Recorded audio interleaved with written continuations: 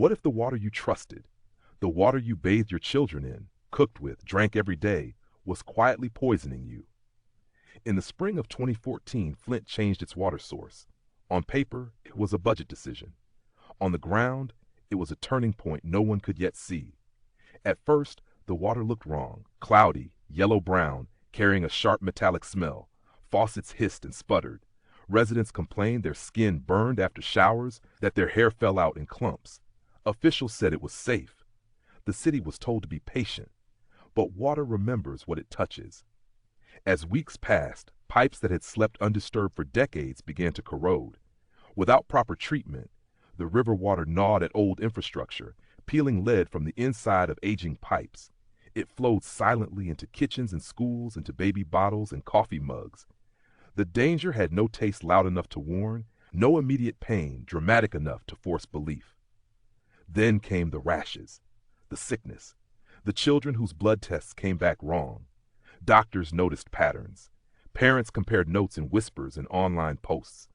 One mother held a glass up to the light and asked a question that would echo for years. Would you let your child drink this? Midway through the story, the tone shifted, from inconvenience to betrayal.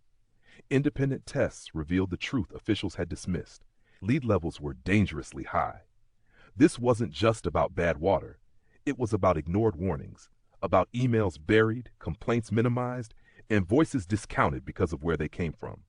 As the crisis unfolded, bottled water lines stretched through freezing streets. Residents learned to flush pipes for minutes before use, if they used them at all. Trust evaporated faster than the river ever flowed. Meanwhile, children carried the heaviest burden. Lead doesn't leave the body easily. It lingers, affecting development, learning, futures that had barely begun. The emotional climax wasn't a single moment. It was the realization that the harm was preventable. Eventually, emergency declarations were made. Pipes were replaced. Apologies arrived late, heavy with words but light on time lost. Flint became a name spoken far beyond Michigan, a warning carved into the national conscience.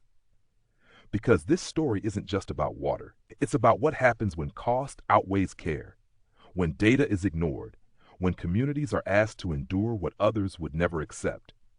And the question that opened this story still lingers, unanswered in many places. If something as simple as water can fail us, what else might? If this story moved you, please like, share, and subscribe, and leave a comment. Your engagement helps keep these stories heard and helps the channel grow.